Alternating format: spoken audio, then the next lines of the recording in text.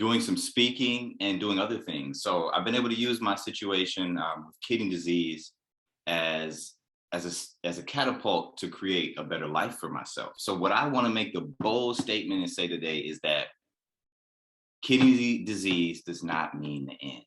It can actually mean the beginning, and I'm proof. And so today I want to talk to you about the three M's that got me through. And those three M's are mindset, medicine, and meditation. And so as I expound on that, I want to first begin with saying um, this journey is a difficult journey in the beginning to understand. Most of us have never been hit with a chronic disease, and chronic means something continually reoccurring. And so what happens is with that, and this is a little secret that many don't understand, is once you get hit with a chronic illness, you immediately get put into the stages of grief. Immediately. It's no different than it's the loss of a relationship, the loss of a family member, the loss of a pet. It's loss because you've lost a whole different way of life, a way that was comfortable, even if it was uncomfortable. And now you're thrown into a whole new arena. And those emotions are the stages of grief. And so when you get a moment, I want you to go to Google, type in the stages of grief, and get that chart. And I guarantee if you look at that chart, you'll begin to see the emotions that you went through. And as you look at that, I want you to pinpoint the place you are today. And what you'll see at the end of that stage, or those stages of grief, is that the end leads to acceptance. And I want to show you what happens when you get to the stage of acceptance. I want to be the example of that. And I'm going to show you how to get to that place. And so we'll do that through the three M's today. Now, let's start with mindset. Mindset is number one. It was the mindset that got me through it. But one thing that we must know and we have to accept is that the mind is simply the master of the body. The body is not the master of the mind. See, the mind is what runs the show. And so we have to deal with that before we deal with the body. Now, the body is just the effect. And that's why let's break down the word disease. The word disease broken down into two parts means dis and ease, and it means a lack of ease. Now, that lack of ease in the body creates a lack of ease in every other part of our lives. But that lack of ease started with the mind. Oftentimes, sicknesses are a result of perception and what we usually put in our bodies. And so we always have to look back and observe those two things. And so oftentimes with what we put in our bodies, those are habitual. We're not always taught what to eat. But when we look at mindset, we know the difference between a positive and a negative mindset. And a negative mindset, simply put, creates poison in the body. Every single thing that we see negatively, we've created our own poison. And so it's important that you understand this as the most important element in the process. And so in that, there's different things you can do. So in the mindset, understanding and learning about the kidney. See, education eliminates fear. It's only when you begin to eliminate the fear by educating yourself about the thing that has brought disease will you then become powerful enough to overcome it. And so with that, the mindset has to be a positive one. Now, it's going to be a fight every single day, but if you want to live a quality life, you got to step up to the plate and be ready to battle. And because the battle is here is for your life. And now, the quality of your life is determined by the mindset. Now, every single day, I challenge you every single day when you get fears, thoughts of anxiety, depression, it now becomes a battle between you and those emotions. Now, if you want to create a healthy body, you have to first create a healthy mind. And so there's different tools you can do that. You can look online and find those, but I'll give you one. One thing is affirmations. Whether you have to type affirmations, put them on your mirror where you see them every day, whether you have to put them on your computer or anywhere that you're going to consistently be every day. You have to, it's a must that you put positive words to yourself in those arenas so that you can see them every day. And I'll give you an example why and how powerful this is. See, we learn through two different ways. We learn through the brain, we learn through instant impact. And that's usually traumatic events. So that's why those stick with us. We won't focus on those. We'll focus on the repetition factor. The repetition is the father of learning. And this is why when we go to school, they repetitively teach us the same subject over and over and over until we get it and we can pass the test on to the next. Repetition is the way things stick. So affirmations are a tool to do that. And not only through affirmations, I'll give you another one. Another one you can use is exercise. See, a lot of times we don't give exercise the full benefits. We think it's a body thing. Exercise is a mind thing. When you can push yourself to exercise in the morning or wherever you do, just the pushing of it creates self-discipline. Just the pushing of it releases the chemicals and endorphins that add up in the body that create and accumulate to cause disease and stress. So even if it's getting out and walking every day, it's creating a ritual every day that is an investment into your mind. So that's mindset. Also, there's more tools. I'm sure that you guys will be able to get them other information, links to the books or anything like that. But also my email. I'm open, I'm free. My first and last name, Delanogurley@gmail.com. I'm open and free for any questions. So please get to me about that. Any other tools that you might need or other ones that I can give you that you can use, I'm free for that. And so let's move into the next one. Let's move into medicine. Now, in this process, once you get a transplant, or even those that don't have transplants, a lot of times it can be blood pressure medications that you're on. There can be other medications that you might be taking. The key is being consistent. So often we take this part for granted. And this is also the effect of denial. Often we get into denial, and that is also on the stages of grief. Denial pushes us to not face reality. But the reality of it is this medicine oftentimes helps. And until we can get ourselves off the medication, we have to be completely regimented in how we take it. So, and I'll give an example. Once you get a kidney, and those that get kidneys, your medicine is your lifeline. Your immunosuppressants, your blood pressure medications are the things that keep your kidney moving and keep your kidney flowing and keeping it from getting rejected. And so taking it every day keeps antibodies from being built up. And that's what keeps you from having rejection. Rejection is caused by the immunity being built up to where they recognize the kidney. And that's going deeper into those that have transplants. But I want you to really focus on consistency with that medicine. That's your lifeline. And especially if you strive for a kidney. Now, you have to be your own doctor. And this is a little bit of a secret for those who want to get further into the area of wanting a kidney or getting a kidney.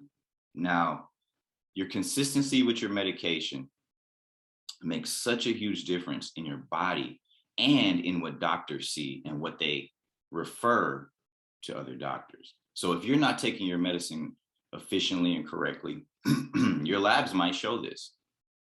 And while your labs show this, what it does is it discourages your doctors from helping you.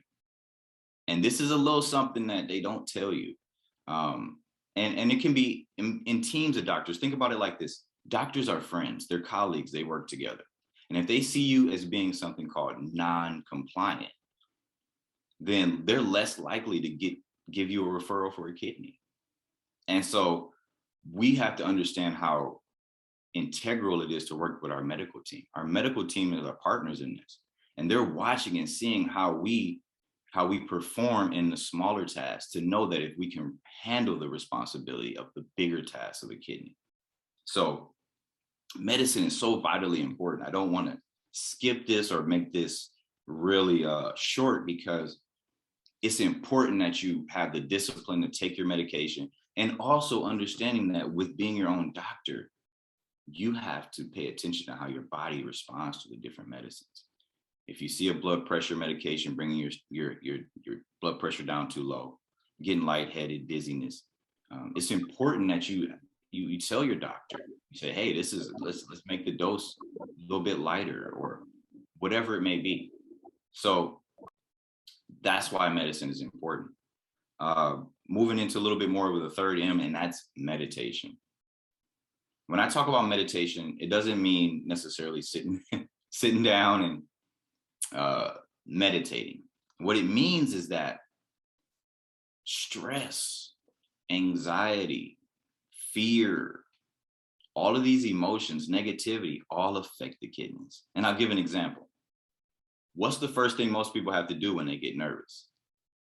They have to go to the bathroom, they have to pee, because the kidney is directly affected by the vibration of your fear, sadness, anxiety. All those negative emotions go straight to the kidney. And so once you start to understand the emotions and how they affect the kidney also, then you can start finding things to mediate or meditate. And what I mean also is being able to take a deep breath, removing yourself from negative environments, removing yourself from negative people, because these are the vital lifelines to your kidney. You know, stress, anxiety, all those things wreak havoc on your body necessarily, but imperfectly your kidney. And so moving through that. So meditation also is a skill when you sit down and do the physical meditation, because what it does is it slows your brain waves down. By slowing your brain waves down, you then have the ability to handle stress a lot easier. And so that's another tool that you can use. But in those three M's, I want to say that if you want a kidney, it's all about your mindset. Everybody's watching. Your doctor's watching, your family's watching, your people watching. If you got children, they're watching. They're watching how you handle this situation. And it takes tools to get through this situation efficiently, but they're watching your moves. So even if that's not enough motivation for yourself to just get yourself right, think about your family. Think about your people that love you and are depending upon you being able to be here for them. And how you do that is by, one, putting yourself first, protecting your brain, your mindset, protecting your brain, protecting it from the negative influences that come to attack. And so I'll end with that just for a moment. Allow people that if there's other things that you guys want to hear about, you have any questions about, I'll go deeper. But those three M's, I would say those are the vital things that kept me here, along with family, support system. I think that's incredibly important. I think that my support system, having people like Alan who provide opportunity, who are there in good and bad times to be supportive. I've had tremendous family, and I would say that's also a big secret to the success. But the three kidneys, I would say, is accomplished through all three of these things. Mindset, the doctors were paying attention. The doctors wanted to be my friends. The doctors listened to me. The doctors, when I said, I didn't like this medicine, let's find a new one. Because I took charge of my health, the doctors saw me as responsible. And they saw me as so responsible, they allowed me to do home dialysis, to where I had to do all the hooking up. I had to do all the cleaning. I had to do all the changing of the bags and the water. And I had to monitor how my body responded to how much water I took off. And so when you can show that you can be responsible, they give you great responsibility, but it comes with great blessings. And so to be able to tell doctors that, hey, I do my own dialysis, they were always impressed, and they were always willing to help me at a further degree than I know they would help those who haven't achieved the mindset. And so the mindset, they watched with me and my medications, they paid close attention, and I paid close attention to how they were paying attention. And so the the mindset. They saw it. They saw how consistent I was with my medication. I came in and asked questions. I wasn't afraid to ask questions. Don't be afraid to ask questions. This is your health. Your health is your wealth. So if you're not going to ask questions, they're not going to think you take it serious. So you should have, when you go into your doctor's appointment, you should have one or two questions that you just want to ask, that you want to know, and that's on the lighter scale. So I would usually come in with 3 or 4 because I wanted them to know I was serious. But secondly, I really wanted to know how to make my kidney work or how to get off dialysis at the time. And so, that medicine, the mindset, and then the mindset was also a result of the meditation. I physically meditate, but what I've learned is walking meditation. Meditation is simply deep breaths. Let's look at, I'll give an example. Everything that's negative for you wants to take away your breath. And so if we take back our breath, we take back our power, and we take back the power we have of life. That's our life force. And so those who know, who've had overload of fluid in dialysis and know how it feels to not be able to breathe fully or take those deep breaths, you understand the power of that breath. You just want to take a full breath. And so understanding the power of that is important, because you have to take your breath back. You have to take your life back. And the only way to do that is, 1, on dialysis, you need to focus on your fluid intake. 2, your sodium intake, because sodium helps retain water and hold water. And 3, you got to move your body. It's important. And you got to pay attention to what you're putting in your body. I'll leave a little bit more about nutrition. First 2 kidneys, I was a meat eater. Second, third kidney, by that time I had given up meat. I wasn't fully vegetarian, but I just didn't eat meat. And what I found is that, 1, my body healed 10 times faster without the meat protein. Secondly, I have way less uric acid in my blood and when I get it measured. And that's due to the animal protein. Animal protein creates high uremic values. High uremic values are what has been known to cause an acceleration in chronic kidney disease and death and morbidity in chronic kidney disease patients. And so once I learned this and I eliminated the animal protein, which was hard at first, but is incredibly easy to do now, I noticed how my lab results changed. And I noticed how my feeling changed. I felt better. My brain felt clearer. The fog went away. And so I would suggest that even if those weren't going on a full no meat diet, I would look more towards fish. I would look more towards foods in their original form, because when they process things, they naturally have to add salt, because salt is a preservative. They naturally have to add all these other different preservatives. A lot of times you find high fructose corn syrup and things, which turns off your hunger or fullness receptor. And so you can eat and eat and eat and wonder why you can eat a whole bag of chips. It's because, these chemicals. And so once you remove these from your diet, what you find is that you can think better, you feel better. And I'm noticing that my kidney is functioning 1,000 times better than it did before. And so, I'll end with that for now. If there's any questions or anything the presenters want to ask. Yeah. Delano, okay. This is Alan Haynes here. I am 63, and I'm a dialysis patient Right. also. But I tend not to be concerned with people in my age group, because we've lived our lives already, right? I Okay. tend to be more concerned with those persons who have been diagnosed with kidney failure in their 20s and their 30s. Right. I'm sure that during that time that you're close to that age, and I believe that those persons have special challenges. Yeah. Okay, I would like you to address some of these special challenges for those, especially mental challenges for those Mm. people in that age group. Yeah. That's beautiful. Yeah, I was diagnosed with kidney disease at the age of 18. I had left high school. I had my plans. I was going down with my grandmother to go to college, start summer school. And I was there for 4 weeks. And one of these guys came up to me and he said, one of the football coaches, he said, "Hey man, you got nice big thighs. You want to play football?" And I went home and went and sat in the dorm room, and I looked at my legs and they looked abnormally big.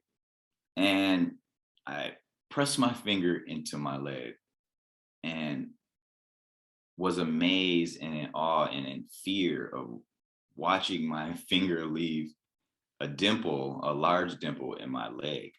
And so I ran home to my grandmother and we went to the hospital. And at that moment, that day, I was diagnosed with chronic kidney disease at the age of 18, with my plan set. I was going to college, starting summer school. I knew what I wanted to do, and everything changed. And so I had to leave Missouri, which was where I was at the time, in college. And I had to return back to Minnesota. And I had to go back home with all of my friends who were healthy. And I felt healthy for the most part, but I wasn't. My doctors would continue to tell me that I wasn't. And so during that time, I dealt with a lot of depression. And so I know for the young people who are dealing with this, I know you're dealing with depression. I know you're dealing with fear. I know you're dealing with anger. I was angry at God. I was angry at the world. I just didn't know what was going on. And so what I want to say to you guys is that I know what it feels like to be young, but different. And I know what it feels like to not be able to do what everybody else is doing, even though you think that that's what you should be doing. And I want to say to you that it's incredibly important that you recognize that you're different, but you're not different in a bad way. You're different in an amazing way. And what that means is that now you'll get the gift of seeing life differently. See, most people don't get sick until later on in life. And what happens when they get sick is their whole life and perception is rearranged. And now the value is now on life. And you see, you as young people, your value would be put on life from an early age. And that's an incredible gift, because you'll learn that life isn't promised. Time isn't guaranteed. Nothing is guaranteed but this moment. And so I would really love if those who are, especially those are everyone who's dealing with it. But when you're young, I would really suggest that you really look at the stages of grief. Because if you look at those stages, you'll find yourself in one of those stages. I mean, it's what you'll go through. And when you finally get to acceptance is when things will break through for you. You know, when you get to accept that, hey, I see everybody out partying, drinking, and doing all the things that looks fun, and I feel like I'm missing out. But I promise you, what you're going to find is that you didn't miss anything. And this will come over time, but use this time, especially on dialysis. Use this time, especially on dialysis, to build something for your future. And I'll give an example. I wrote books on dialysis. And I'll tell you, and I'll give you a little secret why. I was scared. I was scared. And so I had to find a distraction. I had to find something I could put my energy into. And so I suggest you do the same. I learned how to trade stocks on dialysis. I learned incredible information that helped change my life on dialysis. So what I want for you, especially when you're young and hopeful, is to use that time wisely. Don't use that time to just sit and watch TV like most people will do. They'll sit and watch TV, and there's nothing wrong with that. But I'm saying that if you want to see something in the future based upon something that happened in your past, you have to put the investment in now. And that investment is in you. And so once again, to just kind of review, to those who are dealing with it young, grief, you're going through the stages of grief. And you'll continue to feel like you're missing out until you recognize that you ain't missed nothing.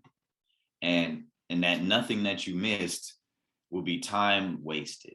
And so you do the opposite. You use that time on dialysis to study, use that time to find your passion, use that time to build and add to yourself. And so, yeah, that's what I would love. That's the message I would love that they would receive on the island, because I wish someone had told me that early on. Thank you very much for that. Yeah. And I love those things. Allow you to put a value on your life. Yes, Use your time on Dallas to improve yourselves and to build yourselves. that's Very right. good advice. Very That's nice. right. It's like your job. I looked at it as my job. I Yeah. went to work every day, and that's what I did. That was my job. And at my job, the good thing is I got to decide what I wanted to do on the job. And so, that's how I saw it. It helped me a lot.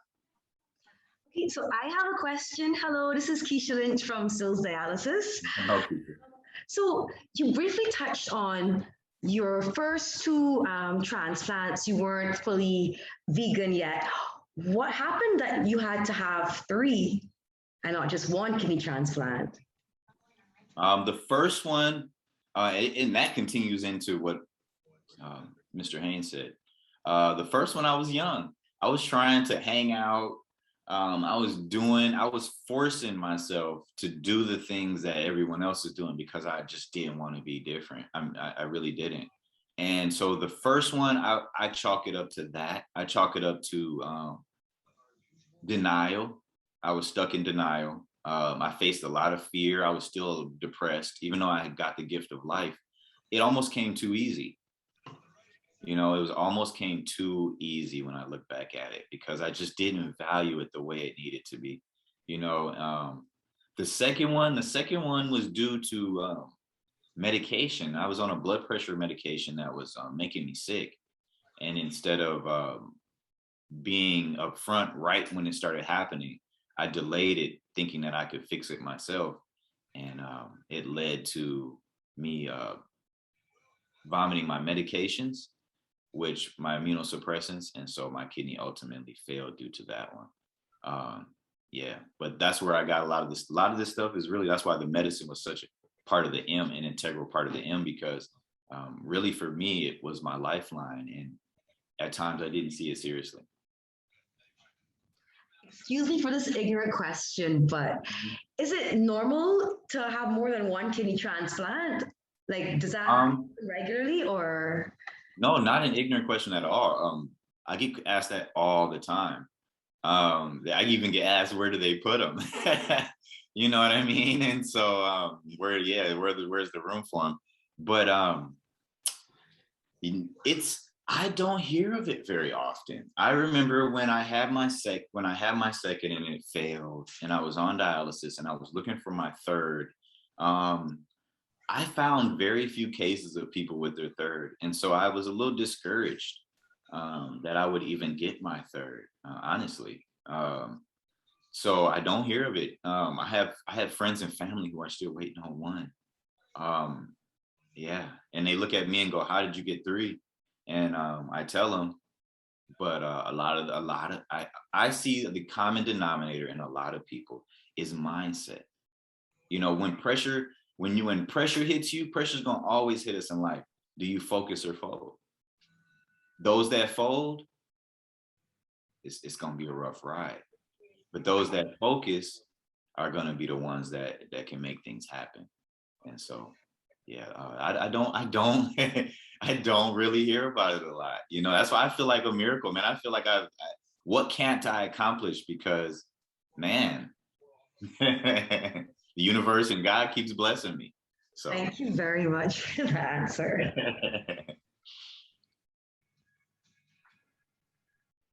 Yeah. Does anybody else have anything that they'd like to ask? If not, yeah. Keisha, in response to your question, I think from my research, a transplant normally lasts on average about 10 years. Yeah. About 10 years. Some people are lucky to last. My sister had one last 44, but on average, it lasts about 10 years. Right. And reason why persons can't get three because they're not. There's a long waiting list out there. You know, Yes, so he's very fortunate to get three opportunities. Because man. most persons only get one opportunity, That's right. and then they have to go back on dialysis. Man. And the first Bless. time I never had to go on dialysis, which was a blessing too. Yeah. So yeah, definitely. How I long know were you that. on dialysis before you had your first transplant? No, I didn't have to. I think 2 weeks before I was getting ready to get signed up or go into schedule to get my fistula put in, I received my first kidney. So yeah, it was this whole journey has just been miraculous. You know what I mean? Like I said, it's yeah, my uncle, unrelated uncle, donated the first kidney to me. Yeah. So yeah. So yeah, it's definitely a interesting story, you know. And to have three, man, like another reason why three was kind of out of reach, I believe, is because my antibodies. When you do those after those first two kidneys, my body had developed antibodies, high amount of antibodies, and so they had to get like the perfect match for me to even get another one. And so yeah. Wow. Delano, since someone has asked, I have another question here.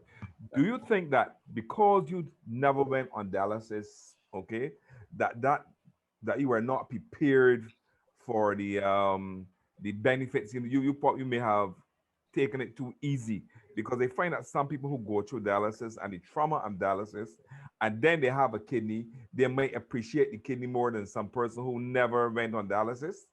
Man, that's an excellent point. That's absolutely right.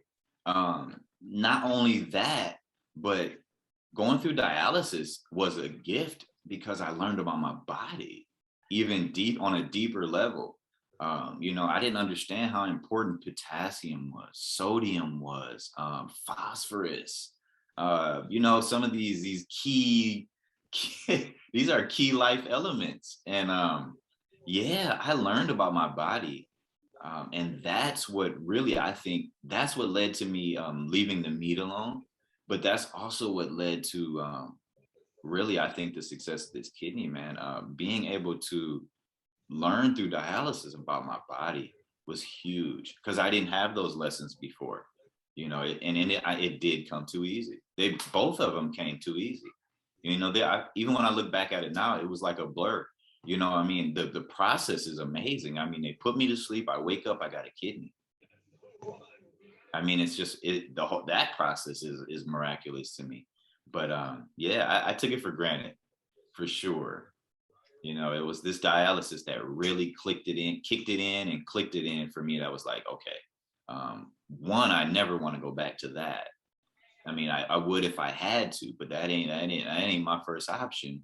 And two, yeah, I wanted that kidney because that meant I could be free from that machine. So definitely. Yeah. Yeah, it was a joyous day to actually watch the guys come and pick the machine up and take it away. So you know, all those things are planted in my mind as pivotal moments for me. So yeah, I don't want to go back. If I got to, I will. But hey, Okay. I'm a learn like hell, so that I ain't got to. I'm gonna learn about my body, like everything I need to know. I'm gonna learn it, baby, because I need my kidney to go. What are your thoughts on this artificial kidneys that you hear that they are doing now? Like, do you know of anybody that has done it or? Not yet, but I can't wait. I can't wait till they grow, even growing kidneys from our own stem cells where we won't need immunosuppressants. You know, I read a lot about that stuff. I can't wait. I'm excited for that. I can't, when they do have that, I'll just let them go ahead and give me one of those. You know what I mean? Out of my own body, you know, but I think it's amazing. It's such a huge issue because, you know, the root of it is diet. The root of our kidneys, especially as African Americans or Black people, it's our diet. We've adopted a diet that inherently and genetically is not made for us. And so by us eating this diet, we continue to get sick, you know, and the kidneys are what is filtering the blood. And so they're going to be the first to go. And so, yeah, definitely. I can't wait though. I can't wait to see all these people people get kidneys, man. So. Hello. I'm sorry, go ahead, Hussein. My name is Bertrand.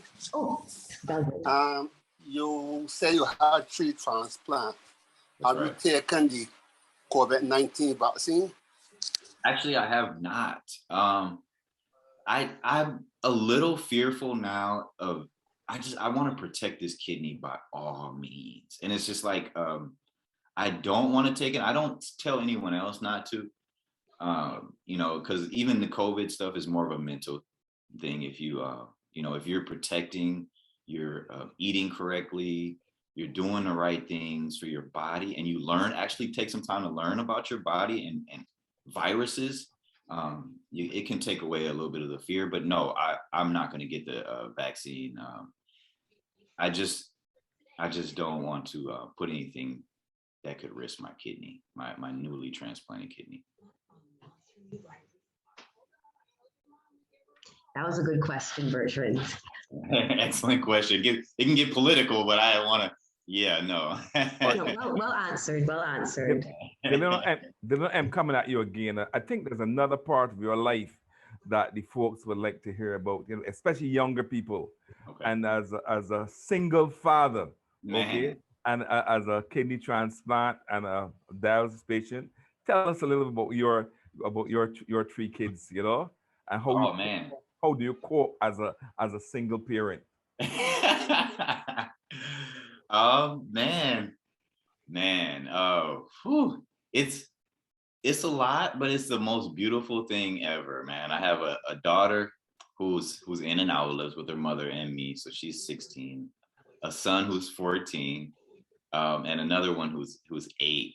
And so yeah, it's a beautiful thing because actually with this kidney transplants and kidney disease and everything, is put perspective on people. And I value people so much more than things, you know? And so when I give to them, I get it back. You know what I mean? And I get it back by seeing their faces light up or their behaviors change or whatever it may be. But being a single father, it's not easy, but it's not as hard, I don't believe, as I think people make it, because I enjoy my children. I enjoy kids. And I think like I'm a teacher by nature. And so like, I just want to teach. And so they give me these willing and sometimes unwilling students. And so, yeah, man, it's the greatest job or purpose I could have. You know, the physical things and stuff are cool, but the smiles on their faces are priceless. So yeah. One other question. Okay. If a dialysis person living in denial, what benefits would he achieve in his dialysis treatment? If he limits what? If he is living, if a patient don't believe that the treatment is getting benefit in, what would be the progress of his or he trying to recover? So you're asking if the person doesn't believe that the dialysis he's getting the benefit from the dialysis? Yes. He has to base it on not what would happen if he didn't get the dialysis. You see what I'm saying? Like, you have to compare the two. So if it's clean dialysis, okay, being open and honest, dialysis is of course is cleaning your blood, but it's cleaning the blood of what you put in your body. And I really hope that that kind of people get that.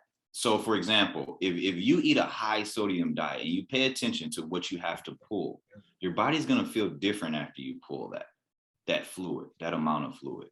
So I think to figure out if the dialysis is working or not, if you believe it or not, you have to compare it to if you didn't have it.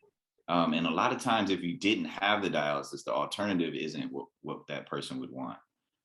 So really, you have to team up with the machine to get it to be effective. If you want it to work, you got to work it. And so your teammates with this machine at this time, when you're on it, that's your buddy. It's your kidney.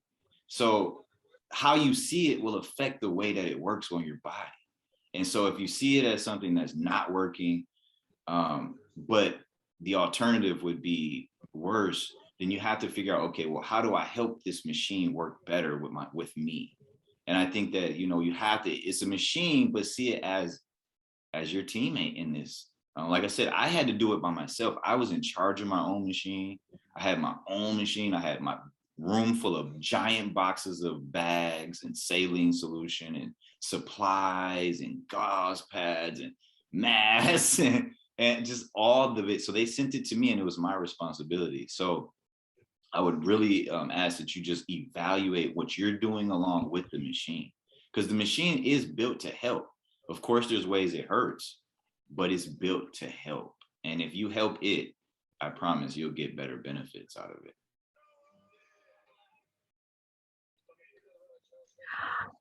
I have another question. Okay. So you mentioned that when you went to the doctors, like they really appreciated you because you would ask like really in-depth questions. Could you give like some examples to people, like what sort of questions they should be asking the doctors? Okay. I would say things like, for example, if I had tests and my phosphorus were high, right? Well, what am I eating that's creating such a high phosphorus? Really looking at your labs and taking them serious. If your potassium is high or if it's low, figuring out foods to boost it or foods that you need to eliminate out of your diet. You know what I mean? I think it's really just looking at, results, looking at your body and asking, man, one of the most important questions I would say ask the doctor is, how do I make this successful? So even if you're on dialysis, how do I do this successfully? Have you seen others who do it successfully? How do they do it? You know what I mean? Really asking questions based upon the results you want, really paying attention to your body, man. This is an opportunity that, like I said, there is some blessings in this journey. And one of the blessings is you get to tap in and get in tune and connected with your body. A lot of people aren't until something goes wrong. And so, questions that pertain to your health, questions that pertain to the success of whatever you're going through, whether it's dialysis or a transplant or just chronic kidney disease.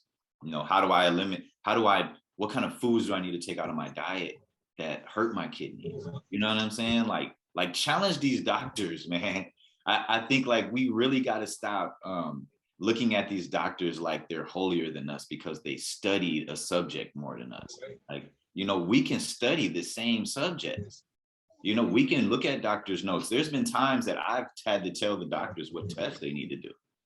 And that's crazy that I have to do that. But you really have to take the responsibility of being your own doctor. So really doing your own research, asking those doctors, challenging those doctors, man. What do you really know? There's been times I've made doctors stumble because it's like, yeah, okay, see, you really didn't know. You just because you're a doctor, you feel like, you have the authority. But doctors could only be general, but everybody's unique and specific. Right. That's right. Yeah. That's right. Yeah, it's your body. It's your right. body. They don't know your body more than you. Exactly. So definitely. Great question again.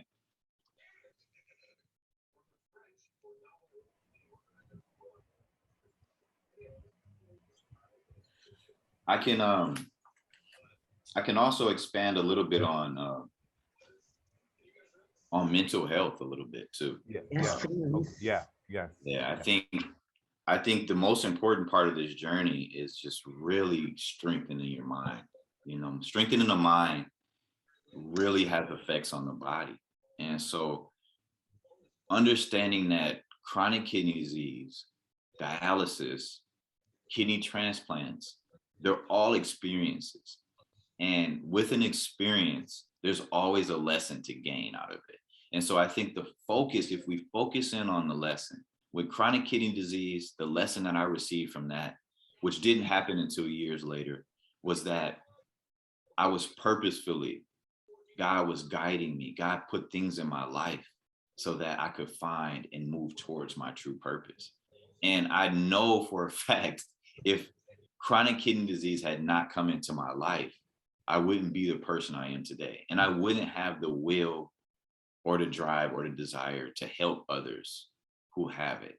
And so the journey, while hard in the beginning, there's a rainbow and a pot of gold at the end. And so mentally, I want you to focus on that. If those who are going through dialysis, especially, you know, getting up every day, start seeing dialysis as your job. You go to work every day. That's work, or it could be school, you know, and it has to become something other than just dialysis to get through it successfully, because it's just an experience. And with that experience, it will eventually be over. And so at the end of that experience, you want to be able to look back and go, hey, man, dialysis, it helped me. Dialysis helped me become, you know, better at, as you heard me say, help me learn my body more. You know, life is so much more about how we frame things.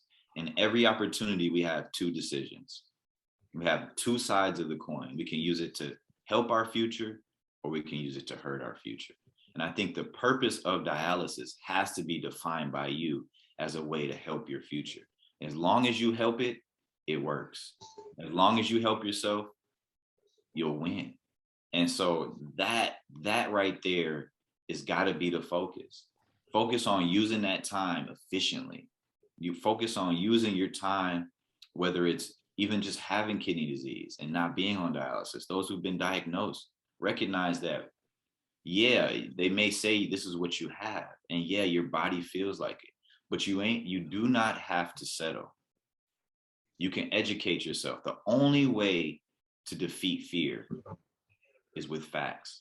It's the only way. It's the only way. Either you can stay in fear or you can look for facts. And so that right there was my way of reaching freedom in all of this. You know, even having a kidney, it's not scot clear. Every single day I face the idea that maybe my kidney could fail today, right? Now I could dwell on that. I could live a life based upon that, or I can live a life based upon, I got the gift of life. Let me use every single day while this kidney is doing exactly what I needed it to do to create something and win this day. And so that's how I choose to focus on it. And so if we continue to focus on perception and how we perceive things, because how we perceive things is how we feel.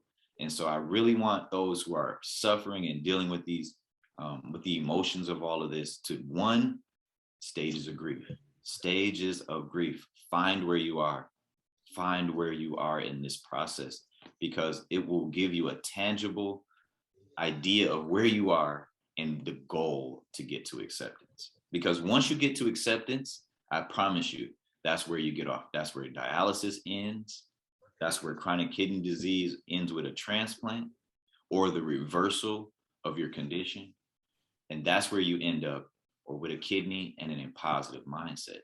And so that's the only way I was able to do it. And so mental is the goal. Understanding where your mentality is, getting and establishing a positive perception. And, you know, I think things will change. I know things will change. I'm proof. I'm proof because I've gotten 3 kidneys, you know, and it's not by luck. I've intentionally done things because I understood that life, I'm not a victim to life. I'm not looking for what life can give me. I'm looking for what I can give life. I'm looking for what I can give to others. I'm looking for what I can release so that others can have. That's where my goal is. And when you get there, what I promise is then kidneys are waiting. Off of dialysis is waiting, I promise. But it starts with the mindset. And because everybody's watching, the doctors are watching. Can you be responsible with a kidney? They can't give anybody a kidney that's not going to be responsible with it. And I promise you, they're talking to each other. The surgeon, the nephrologist, they're talking. And they're saying, man, I like this guy. This guy, he's a positive guy. I think we got to find him a kidney, man. You know, and I know these things happen. And so let's focus on the mental part of it, because the mind always wins over the body. And so let's focus on the mental of it, and let's focus on how we can give to others in the same situation. You said something that was very interesting to me, and it was to create a healthy body, you must create a healthy mind. Right. Then you led into meditation. And somebody did mention to me that maybe we should do a seminar on meditation. What do you think would be the most helpful thing for people with kidney issues or on dialysis? What form of meditation, what route do you think would be the best for this? You know, there's so many different forms of meditation that I think it's almost crazy that well, meditation is real simple. The meditation I use, and I think that's very effective, is real simple. In the morning, as your brain is still in your almost sleep state, before we get on our phones, because a lot of times okay, I'll even accept the phone, because I know we're a lot of us are phone addicts, right? But okay, you check your stuff, you do that real quick, and then you go sit somewhere, and you just, even if you're laying down, it's no formalities to it. I think that's what gets people all confused, because they think that like step-by-step system of meditation. But you even if you lay down somewhere, sit down somewhere, give your brain 5 minutes to sort itself out. What happens is called the monkey mind. And so when you sit and you stop, your brain is gonna go crazy, because it's gonna be like, wait a minute, we want to think about stuff. We got stuff to think about. And you allow it to do that. And you just give it 5 minutes, it just flow. You don't try to control it. And then what will happen, you guys, and this is what I promise, what will happen is once your mind settles down, your subconscious kicks in. And in your subconscious mind are your instructions. Though that's where God put your blueprint. And so if you can get to that blueprint, what happens is then things start happening in your outside life. See, because what happens is, because we're so engulfed and addicted to what we see, because it stimulates our body, we think that happiness is outward, but happiness is really inward. It's away from the drama. It's away from all the political crap. It's away from all the fighting and the gossip.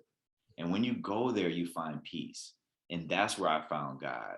But kidney disease helped me get there, because sitting in those times in those hospital beds by myself, dealing with the emotions, being on dialysis, dealing with the emotions of it, all of these situations forced me to look inward, because there was no one outside to help me. There was no one that could save me. And so, long story short, I would say, someone take 5 to 10 minutes, lay somewhere, let their mind go, and then just allow that extra, because your brain, what will happen is your brain will slow down to an alpha state. And alpha state is science to it. When alpha state, and it slows down. And a lot of times that we're thinking too much. We're thought addicts. We're literally thought addicts.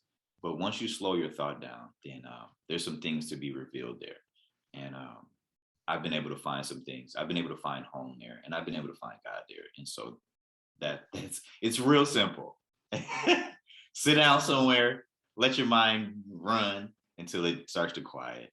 And a quiet place, that.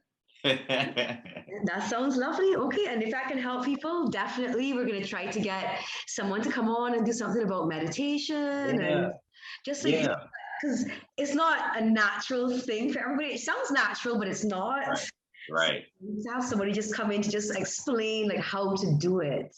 Right. Well, there's like I said, there's so many different ways to do it. Like there's walking meditation.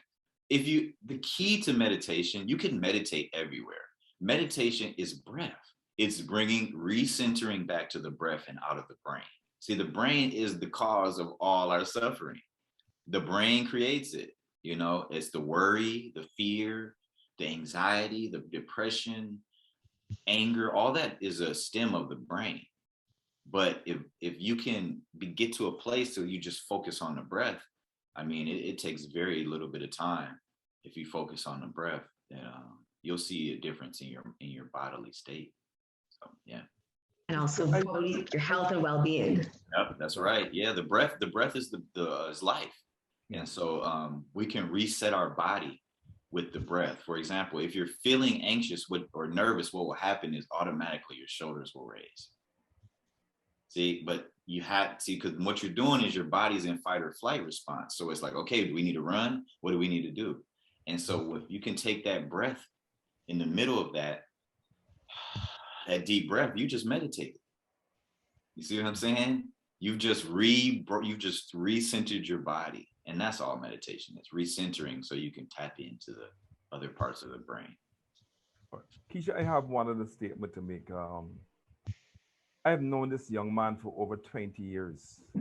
I know his mother and his grandmother, and I am aware of what he would have gone through with his early dialysis, in which he would not have been able to deal with it effectively. And I've seen the growth in this young man over 20 something years. It's a phenomenal young person, almost middle-aged person. And I'm saying is that what he's speaking of is things that he has learned over the years, and we can learn quite a bit from his experience, you know. So I want to thank him very much. Oh man, thank you. I thank you all. I appreciate you, all of you. So I appreciate the opportunity. I just want to spread this gift of love, knowledge, and wisdom in God to others. That's all I want to do. Definitely. Thank you so much, Mr. Gurley, and definitely the Barbados Kidney Association. And we would love to invite you back again, because I'm sure people were shy today, but I know people have a lot of questions because, as you said, it's an unusual thing. And here in Barbados, I don't believe you can get kidney transplants yet. Wow, really? No, yeah. you can't. They normally do about 2 a year, at most 2 a year. Wow, really? Only from live donors. We don't have the legislation to do it from cadavers, only from live donors. Oh man. And so that is something that we have to the Kidney Association has, and the whole dialysis community has to try to encourage the government to pass that legislation. Man. There are 400 of us on dialysis patients on the island, and we must get together to encourage the government to pass that legislation. It has been talked about over 12 years now, and it has not been passed yet. Yeah, we need to get our people some kidneys, man. Man. Yeah, we definitely want to advocate for the government to pass that legislation. So yes, we got to get that going, because we get some attention. Yeah. Oh, but thank you so much, Mr. Gurley. Like, that was so insightful. Like, definitely, I feel inspired, and I'm sure everybody does as well. I feel inspired to like create a healthy mind and body, because it's not only people with kidney issues that can benefit from this kind of thing. You know, it can happen to any of us at any time. So definitely, I fully enjoyed this talk with you, and I look forward to doing more and seeing you in Barbados at some point. Definitely. Yes, definitely. Hello to everybody from the Barbados Kidney Association and those of us joining us from overseas. Hello. Hi, hello. Today on this Emancipation Day. So. And I'll be definitely willing to anytime, guys. So I appreciate it. You know, the opportunity. I'd never encourage you to go on to Amazon and look at his books. They're very insightful books. You know. If you could give us the names of the books, Mr. Gurley. Well, I have so many. I've written 24 books. Yeah. But I would say just Google my name, Delano Gurley, Delano, last name Gurley. You'll find all my books will pop up. It's a unique last name and first name, so I don't have much competition in that arena. So you Google my name, Delano Gurley, and everything will pop up. Or you can contact me, I will get it for you. And his grandmama is also author to some very spectacular books also. That's right. A whole collection of wonderful stuff. Yeah. Very motivational books. That's right. One that I like very much is going beyond survival, not just being a survivor of a tragedy, but going beyond being a survivor. And that's what Delano has done. He has gone beyond being a survivor. That's right. We're thriving now, man. Yes, we're thriving. That's it. From the first time I saw Mr. Gurley, I was like, but you don't look like someone that's anything's wrong with you. You look so hearty, you know? So yeah, but that was my motivation too. I would go into dialysis centers and I would see the state of other people, and I was just determined that I wanted to live through this. I wanted to be healthy, and I wanted to even after when I wanted my body to just grow and become better. So yeah. But you can see it because your skin glows. Like you look like a healthy person. You can tell from a person's skin. Right. So that animal-based protein tip that you gave, I think that's a very good tip, actually. Yeah. I'm surprised I just thought, is there like more this research done on it in terms of kidney patients? And yeah, they're it's proven. They've scientifically proven that animal protein versus plant protein, the animal protein creates the uremic toxins, and the plant protein does not. And so I think the statistic, let me find it real quick. It actually kind of blew me away. But they're not also the steroids that they put into these the chickens and those to make it worse. Yeah. Yeah, that's what it is. Yeah. For sure. Yeah, because I did some research on what people on dialysis can eat, and that's already so limited. Yeah. It's hard to find alternatives. Right. Yeah. I mean, the thing is though, it's even moderation, but also it's moderation. Yeah. I mean, focusing on moderation, because I mean, I made mistakes. There were times I'd sit and eat the whole pizza, and knowing that this is so much sodium and it's just not, you know what I'm saying? And then I had to pay for it, you know what I mean? But it was like through the trial and error, it was like, okay, let me start learning about why, you know, and that's what led me to leave the animal protein away. Plus the inflammation it creates, once again, do it in the US for sure, because they just stick everything with all these hormones. Steroids, yeah. Ladies and gentlemen, I'm going to leave you all to enjoy the rest of your Sunday. Thank you so much for joining us for Forlum First Sundays. Our next one is going to be in September. So looking forward to seeing you all back then. We're going to choose a topic. Of course, we have the Forlum Foundation Facebook, as well as an Instagram. And if you would like to perhaps give us some topics that you would be interested in hearing about, we would definitely appreciate that. So just drop us a line on our Facebook. Let us know, hey, I'd be interested in hearing about this topic or that topic. And definitely we'll take that into consideration, and you might see what it is that you want to hear about. So thank you all for joining us, and have a great Sunday.